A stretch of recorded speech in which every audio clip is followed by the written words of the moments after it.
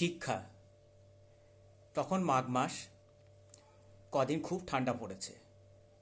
সুব্রতবাবু Durganagar railway platform দিয়ে হেঁটে আসছিলেন। তখন রাত প্রায় 10টা। তিনি এক বন্ধুর বাড়িতে নিমন্ত্রণ রক্ষা করতে গেছিলেন। সঙ্গে ছোট্ট পাপা, 5 বছর মোটে বয়স। সুব্রতবাবু নিজের কোনো সন্তান নেই। তার ভাইপো পাপাই তার সন্তান বলা যায়। সুব্রতবাবু দেখলেন প্ল্যাটফর্ম প্রায় ফাঁকা, দু একটা দোকান খোলা রয়েছে। সুব্রতবাবুর গায়ে একটি দামি চাদর আর পাপার গায়ে একটা সুন্দর লাল সোয়েটার। সুব্রতবাবু হেঁটে আসছিলেন। হঠাৎ দেখলেন প্ল্যাটফর্মের ধারে একজন মহিলা বসে রয়েছে।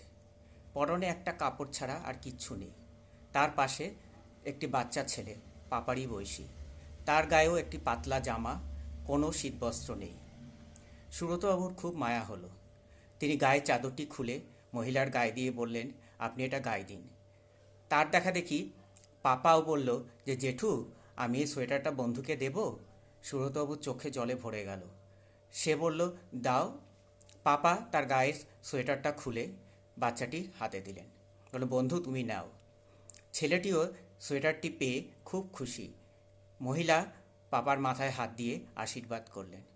সুব্রতবাবু আর দেরি না করে কিছু খাবার কিনে মহিলাকে দিয়ে বললেন, আপনি খাবেন, বাচ্চাকেও দেবেন।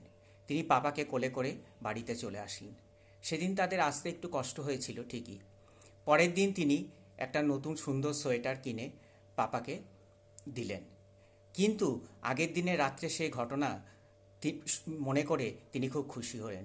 তিনি ভাবলেন যে পাপার মনে এখন থেকেই এত ভালোবাসা, মানুষের পাশে দাঁড়াবার এত ইচ্ছা। তিনি বুঝতে পারলেন যে পাপাকে তিনি সঠিক শিক্ষা দিয়ে বড় করে তুলছেন।